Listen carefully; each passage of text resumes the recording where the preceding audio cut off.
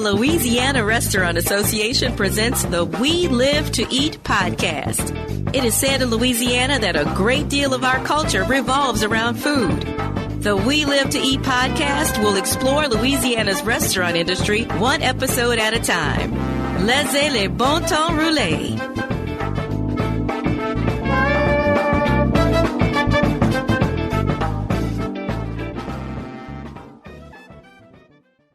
Welcome back, everyone, to the Louisiana Restaurants Association's official podcast, the We Live to Eat podcast. Today, I have a very special guest with me. He is the owner and proprietor of the Yakuza House here in Metairie. Please help me welcome Pham to the podcast. How are you this morning? I'm good. I'm great. Beautiful day outside. Fantastic. So thank you. Thank you very much for joining me here today. I know you have a very busy schedule, running the restaurant. So I very appreciate you taking your time to do this today. Nope. I like giving back, so it's my pleasure. So I know you've had a long career in the restaurant industry, but I wanted to start off with talking about you starting out working at your mom's restaurant at a young age, as a teenager. Can you tell me a bit what was that like? I don't know. I hear these stories a lot. Guys that usually open up their own business is usually, you follow in your parents' footsteps or whatnot. But it's very similar to those stories. I mean, when I was, I'd say about 14 years old, I'm the only boy in the family of a family of 6. I have 5 sisters. Right. And growing up as a only boy in a single mom family, I had a lot of responsibilities at a young age. So seeing my mom being an entrepreneur at a young age, I wanted to help her out as much as possible. I knew she wanted me to get my education and everything, but it was hard when we were younger. And being the first Asian American, generation, my mom didn't speak a lot of English. Didn't know how to navigate the world, so she just came over from Vietnam. So I try to help her as much as possible. Right.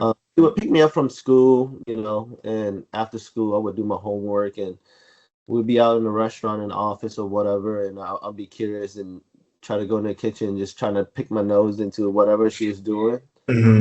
I kind of fell in love with it a little bit when I was younger, in the Vietnamese cuisine. So right. So that's how that all got started, for my career wise. And then afterwards, you ended up at 17 being the head chef at Rockin' Sake. What was the challenges having all that responsibility at such a very young age, only being in the industry for a few years at that point? Well, so being around 13, 14, my mom owned a Vietnamese restaurant in the West Bank. It was called Nam Do.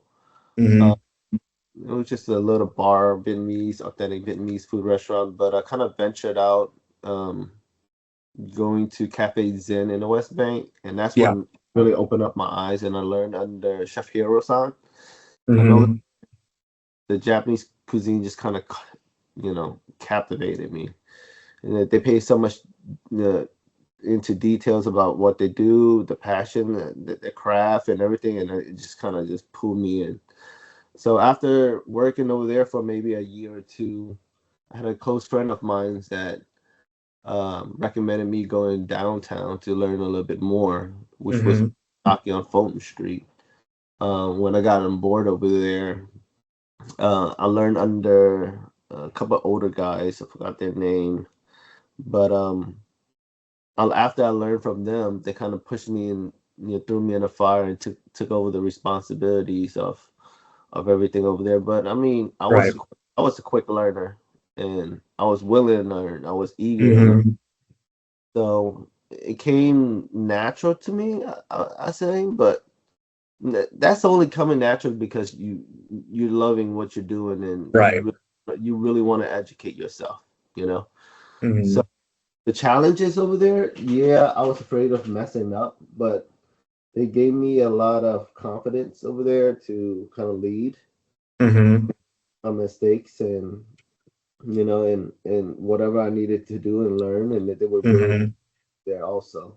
So being over Rakasagi, I built a nice family foundation over there with a lot of the employees and coworkers that I worked over there with. So it was really nice. The owners really treated us really well. So Mm-hmm. that was good.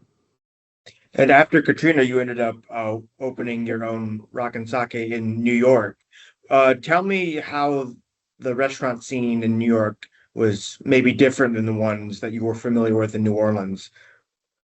So that was an eye opener, honestly. So they had two owners at Rock and Sake, Mm-hmm.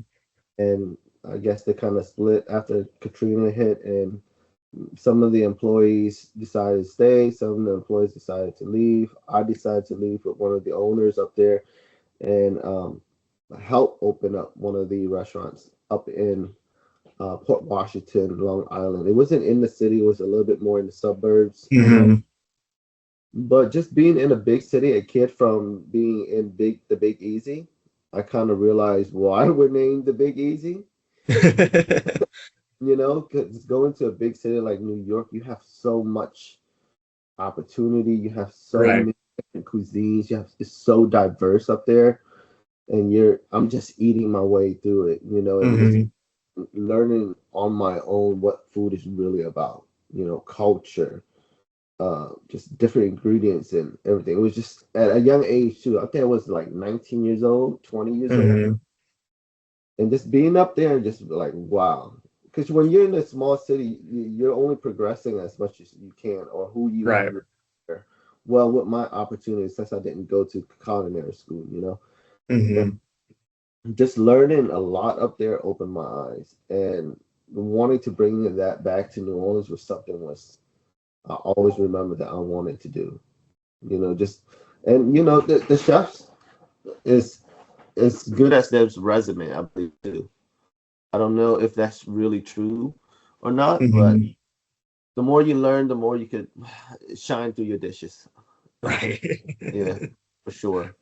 But it was a really eye opener up there. So many different foods, so many different cuisines. Mm-hmm. I remember going to a Japanese restaurant across the street where we were opening uh, the restaurant, and there was a restaurant with probably 12 seatings. I'm like, how small is this? It couldn't be that great. I walked in, and it was one of the best restaurants I ever had. They had like little 60-year-old ladies walking around with kimonos, Uh-huh. doing really authentic Japanese food. And I'm like, Right. wow, these are not like crunchy rolls and crawfish rolls that I'm familiar with in New Orleans.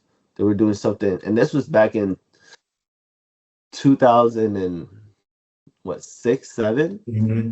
and they already doing izakaya style with binchokan ton, and that's what's popular now, and they've been doing it 20 years ago. Mm-hmm. So that was pretty cool, learning that at a young age. What was the decision, being in the New York area for a while? What was the decision to have you come back to New Orleans and return to the restaurant scene here? There was some personal things that I Hmm. knew at a young age. I was with someone, and that brought me back to New Orleans. That to be a father, and uh, Hmm. some friends of mine, and I really miss home a little bit too. Once you're so used to the small scenes as great Right. as New York is, you always come back home for some reason. But the food in New Orleans is really great and different. Hmm. The French cuisine mixed with the Vietnamese cuisine. Uh, Hmm. I really miss that too. Um, and things being in daily lives, it was just a little bit easier for me too. And Right. I had a call from the other boss at Rocket Soccer down here to come back and Hmm. help reopen up the Rocket Soccer on Fulton Street, which was a good opportunity to for me to come back home. Yeah. Hmm. And I know that when COVID happened, you experienced a lot of trouble trying to find employment when there was no employment, trying to get into the restaurant scene when you had been unfortunately removed from it during the pandemic. And you struggled a lot to try to find kind of a new place in this crazy world, and that's when you came up with the idea to open up Yakuza House. And I knew that in itself was a struggle. Can you go through, the process for So building what now is a successful restaurant? yeah, so coming back from New York, um, as much as I love coming back and working for Rockasaki Foundation, you can only progress as far as you can. Hmm.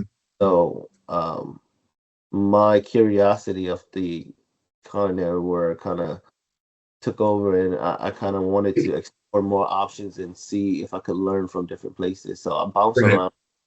I went to Bamboo in the casino, which is one of the greatest decisions I probably made, because Chef Philip Chin is one of the best Chinese chefs out there. Yeah.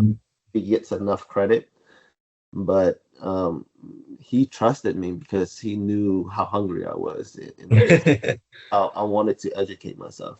So he gave me the reins of the sushi bar um, department, and he gave me all the reins of whatever I wanted to order, whatever I wanted to learn and experience Mhm. with.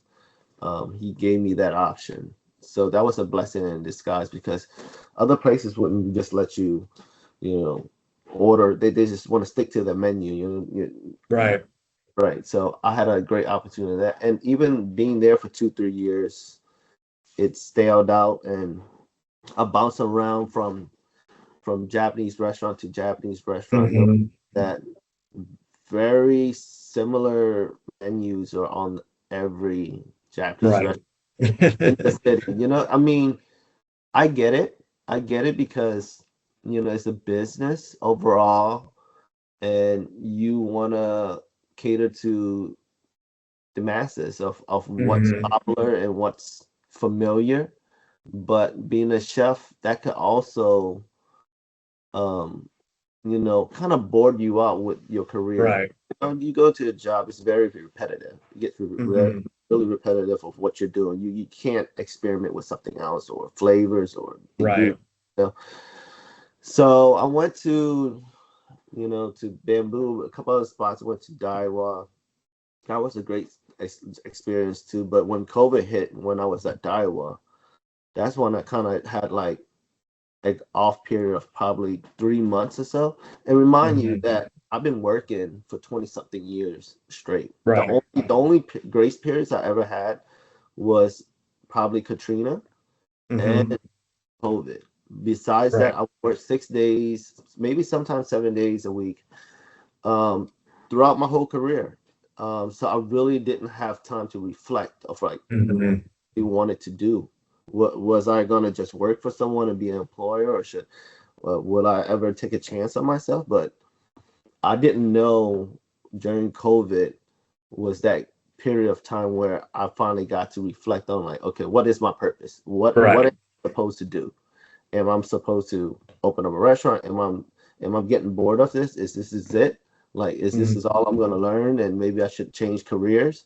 So I decided to try to change careers, out of midst of everything, thinking that that was it, right? Mhm. I started applying for like entity jobs, mailman jobs, like stuff like just random weird jobs, thinking about going back to Mhm. whatever it was.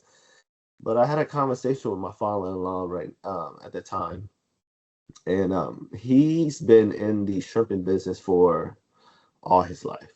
And Mhm. I was sitting at the table on a laptop, applying for being an electrician for Entergy. He's like, "What are you doing?" He's like, and I'm like, I'm thinking about applying for an entity job. He's like, "Don't you do sushi? That's how you doing. That's what you've been doing for all your life." I said, "Yeah." He said, "Then why don't you just open up a restaurant?" I was like, "I don't have cash. I don't have, I was just giving him all these reasons Uh-huh.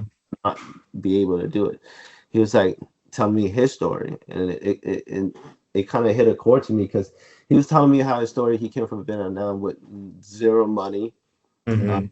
worked away a little bit up and saved a little bit, and bought his own boat, and worked on his own boat until Mhm. for years until he found people to work with him.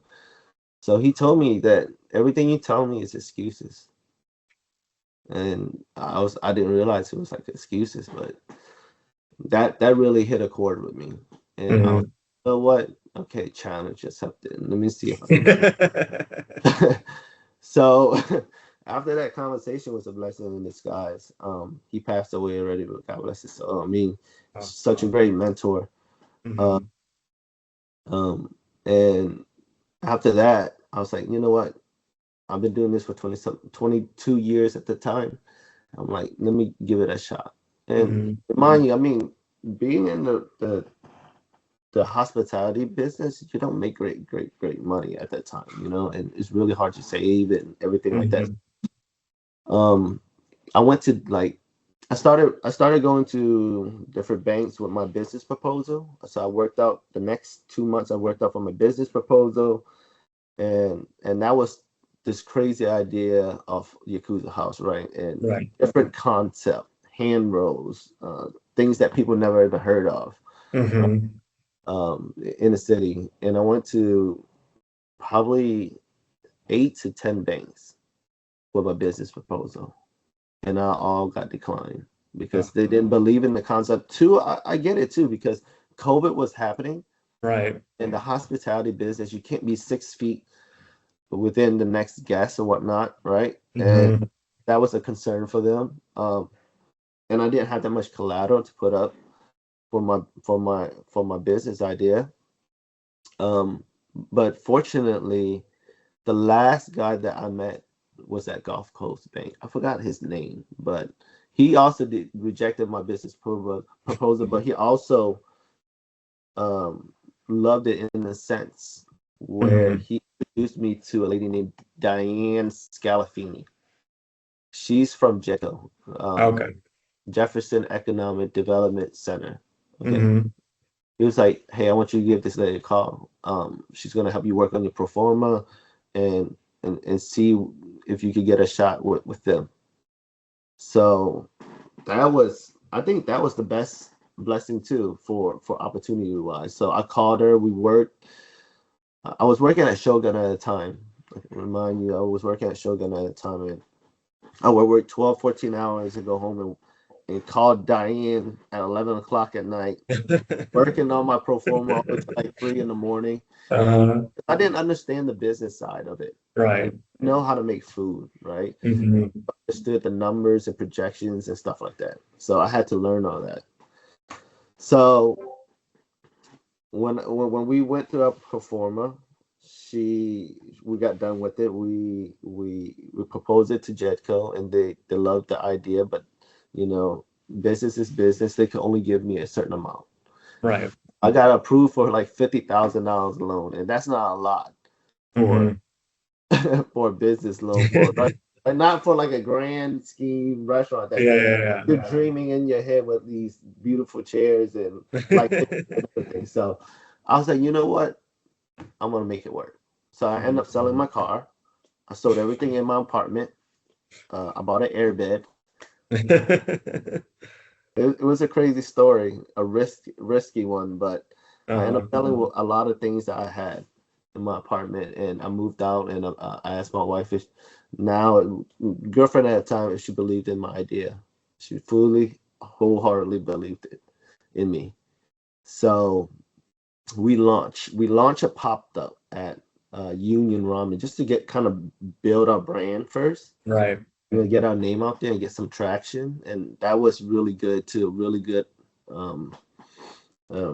results in that at Union Ramen. And thank you for Jeff and his team for letting us mark the establishment down there. Great guys too.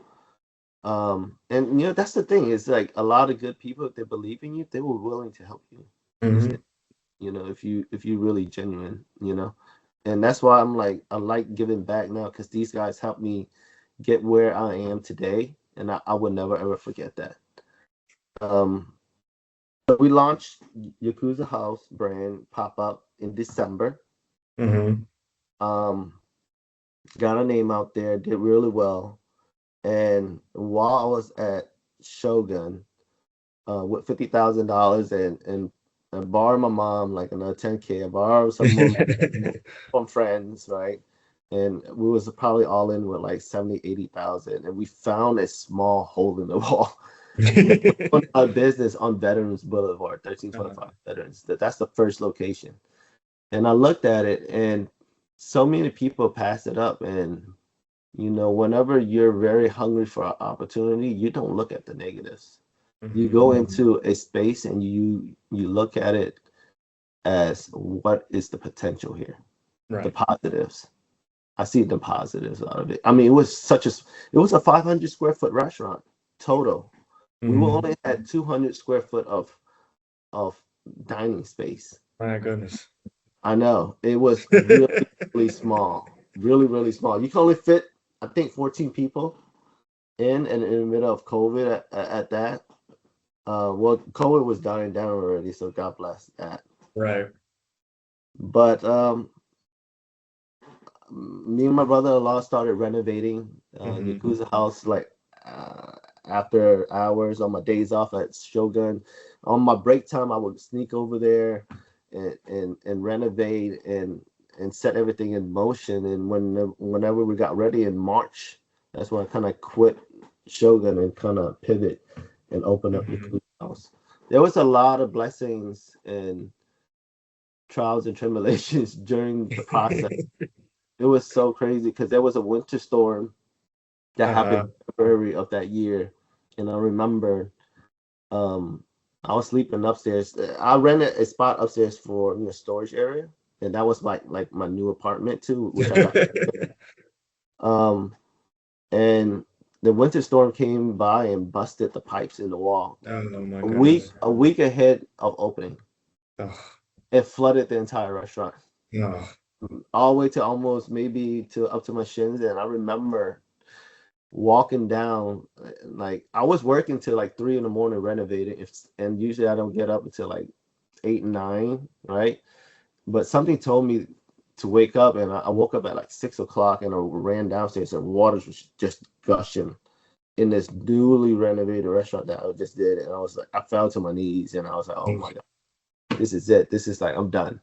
This is probably a sign. But I mean, that took 5 minutes of like the weekend for myself, but I prevailed. I got up, and I'm like, I'm not gonna lose this battle. So I got my brother-in-law. We pushed the water out.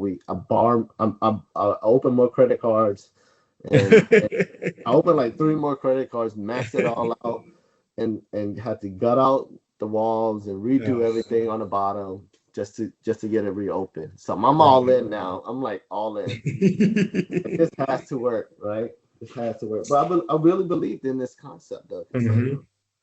New Orleans, I've been in the food scene for 20-something years, and all the restaurants are the same. I wanted to do something different. If it didn't work, at least I tried, Right. And that was the ambition that I had. And when we first opened, we had so much support from family, friends, and we didn't do a lot of marketing. Like the big guys, but word of mouth spread. And long story short, we was there for about 1.5 years, busting it out, and we knew we wanted to open up a bigger location. Right. So we saved every penny we had. I was living upstairs for 1.5 years on an airbed, just not going anywhere, just sacrificing everything, and every penny we had, we saved it. We did a data of like where most of the customers from, and surprisingly, 80% was from Uptown. Oh wow! Which was a really crazy data, because after the dining, we would ask all our customers, "Where are you guys from? How did you hear about us?" 80% was from Uptown, and that we thought, okay, we need to go on magazine or something and find a location, and that's where we're gonna be at. But I had some great customers, and we looked down there for a whole entire year. Nothing. I didn't see any potential, and I even thought about all the opportunities that people gave me. And Jedco was the only person that really gave me opportunity, and they're from Jefferson Parish. So why would I leave Jefferson Parish to go to New Orleans Parish, right? Right. I'm a very loyal person too. You help me out, like I want to do right by you. So we Hmm. staying in Jefferson Parish, which was like the best decision I ever made because even though a lot of customers from uptown, it's not that far away. It's not like New York City that you have to drive an hour and a half to get to a location for a restaurant, right? They're like 15 minutes away from River Road. So, Right. and the parking and stuff. So, Jacob believed in my second idea of opening something Hmm. big. He gave me a bigger loan, which I'm very appreciative of. Um, while we was opening, Yakuza House 1 was opening, I was renovating the new spot day in and day out. Uh-huh. What people don't know about me is that I'm a chef also. But I also learn to do woodwork, tile, Right. you just being the only boy in the household, that Hmm. comes with the territory of like having to help your mom. So all those things that happen for Uh, me to like educate myself to put it into use today. That's what I truly believe. And the second location is just that much more special because I didn't have to hire someone to really do the construction wise. I hired someone to do the major parts, but me and my brother-in-law, we did a lot of the renovations. So we touched mhm, the inch off that restaurant, like it's our home, and we built it the way we wanted it to be built. right. Yeah. So it's very convenient where you had ended up putting the second Yakuza house because it's very close to the LRA building. But before we Right. get more into that, we'll take a quick break and hear a bit from our sponsors. DirecTV for Business National Accounts provides your customers the ultimate entertainment experience and the very best content. And becoming a national accounts client gives you the ultimate partner in curating that experience to your business's unique needs and brand standards across all locations nationwide. From exclusive live sports to real-time news and weather, premium content and consistent performance are just the beginning.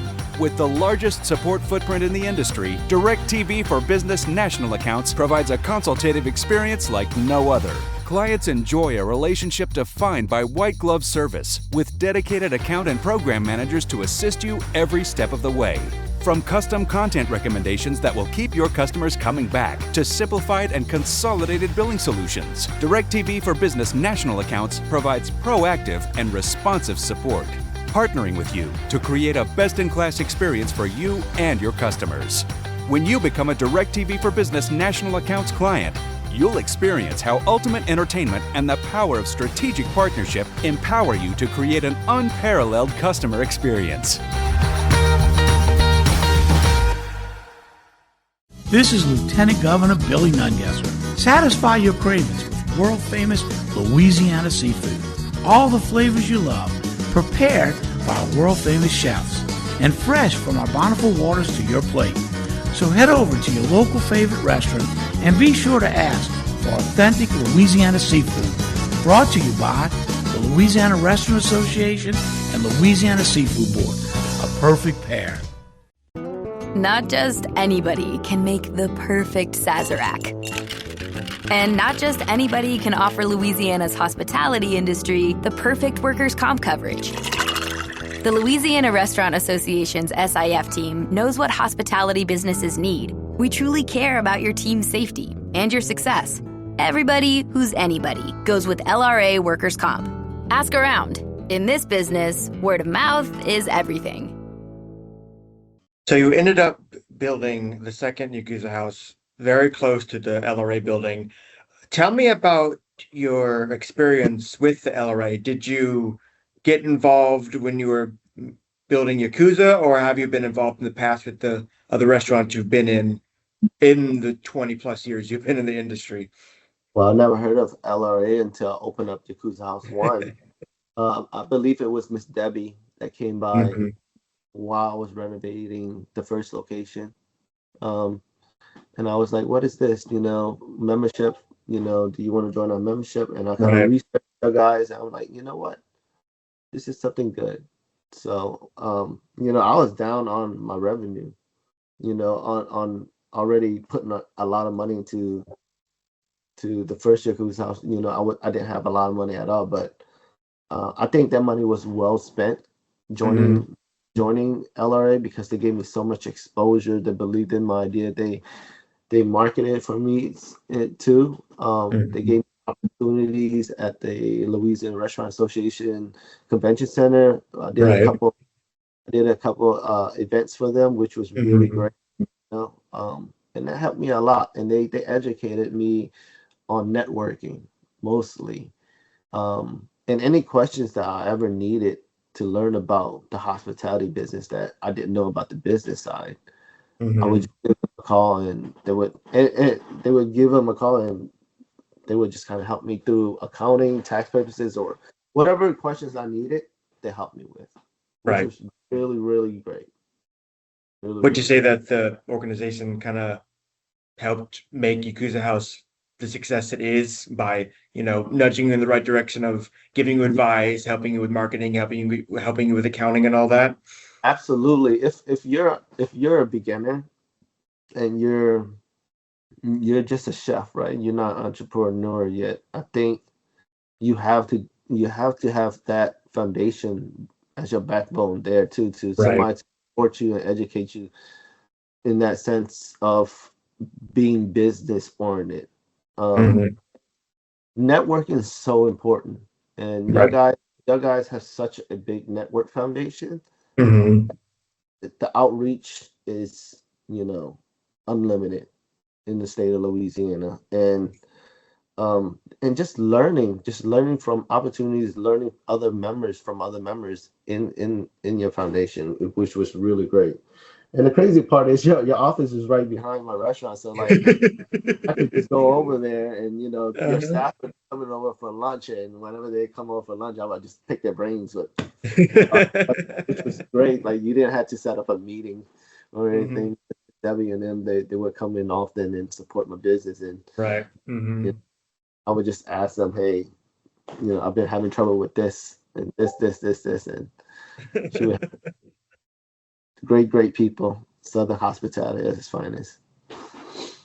Yeah, You've said on your website that Yakuza means outcast.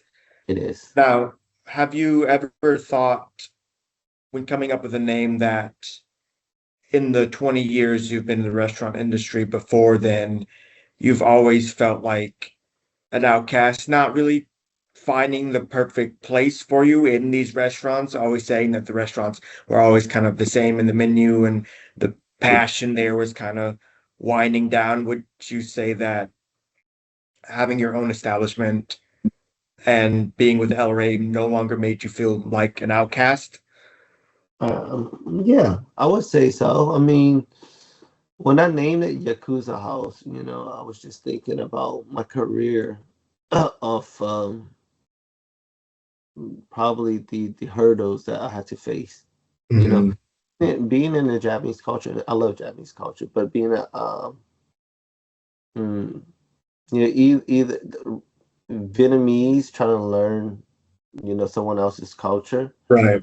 and cuisine is very difficult whenever you're Hmm. surrounded in Japanese, and it's intimidating. It's very intimidating.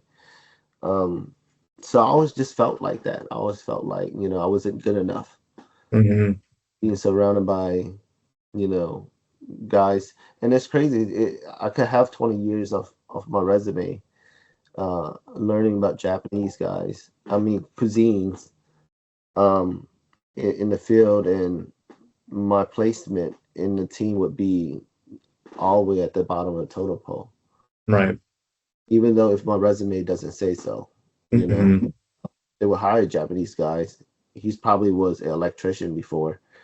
Had one year of doing sushi, but he would be way higher in the command. You get what I'm Hmm. saying? Yeah, And yeah, that yeah. that always made me feel like the merit wasn't there. Hmm. The merit for your resume wasn't there, and I always felt like outcast for that. And that goes with a lot of establishment too. And I talked to a lot of guys, and most of those guys that I work with, they felt the same too. Mm-hmm. So when they come work with me, my employees, I have guys with me that's been with me for like 25 years, and I always felt the same. Mm-hmm. So the great thing about Yakuza House is that whenever they work with me, I fully, invest into their creativity, Right. their ideas, and let them grow. Let them Mm-hmm. really grow and have no handcuffs on that, And we go by Mm-hmm. merit. We go by merit of like your experience, your resume. Right. And LRA, in that sense, yes, they really did help me through that too. Mm-hmm. Yeah. Well, I know now that you're finally establishing yourself. You've got your roots down. You have a successful restaurant, the one you've dreamed of, the big restaurant. What would you say your goal or your future is down the line? That is a tough question because I talked to a lot of chefs that open up restaurant, and it gets exhilarating whenever you open up something for your own, right? But whenever you're Mhm. that, what is your next goal? What is your next purpose? What is the next challenge? Right. And the next challenge is always opening another restaurant, right? Mhm. Or expanding the restaurant business, or Mhm. expanding your brand, or um and I'm looking towards that direction too. But I'm also optimistic of like, I know I gave so much into the industry for 20 something years. This work-life balance, and I'm a human, right? I'm Right. a person. I have a family, I have a wife, I have kids. And I want to have a work-life balance. So do you go all in on your career, and all these supporters of yours saying that, when's your next, what are you doing now? You're opening now. Uh, it applies a lot of pressure to make, because you're in the hospitality business, you want to make people happy. Right. Um, so I'm a little torn with that, but Hmm. this year I took off some time to be with family, Hmm. and I'm working on something. I'm working on another project for sure. Trying to open up a second spot, but Oh, we okay. yeah, so we haven't figured out location yet, but I think Uh-huh. we're gonna go for it. Yeah. I'm sure people will be excited to learn more about that in the future, especially those who are, you said, in Right. the uptown and everything. Well, it's gonna be a entirely different concept. Oh, okay. Yeah. I mean, we don't want to compete with ourselves in the same city, Right. right? So, it's either opening something entirely different, or Hmm. go to another city, and Oh, okay. like Baton Rouge or something like that. Hmm. Right. Find a new audience there. Yeah, absolutely. Yeah. Well, I wanted to thank you very much for taking the time to speak with me. This has been a very, very fantastic episode to do. I wanted to just say thank you for telling your story and Thank your you. experiences. I think you had a lot to say Well, that I'm sure will inspire a lot of people. well, I hope so. I mean, it's delayed gratification, I always say, Hmm. at its finest hour. I mean, it took me a long, long time to get here. Uh, Hmm. I never gave up, but I think whoever's out there and believing in themselves and love what they do and they're passionate about it, just sometimes you have to just take a rest and invest into yourself and your Yep. idea, and just cancel out the noise of all the negativity that why it Hmm. wouldn't work, and just believe in why it would work. And Absolutely. um, find good people that will push you to your goal. LRA, Hmm. Edco, family, friends, build that foundation, um, and it will go a long way. It will go a long. Hmm. Changed my life. I mean, I have a family, and it's very tough to be, raising a family, on that Right. right income, but opening a business really gave me a lot of time to kind of reflect on what life is about Hmm. also. Absolutely. Yeah, for sure. Yep. Well, thank you so much. And thank you, everyone, for listening to this week's episode. And make sure to tune in for another exciting episode of the We Live to Eat podcast. Thank you for listening to the Louisiana Restaurant Association's We Live to Eat podcast. Please join us for future podcasts where we'll discuss restaurants, food, and culture in the state where we live to eat. Until then, bon appetit.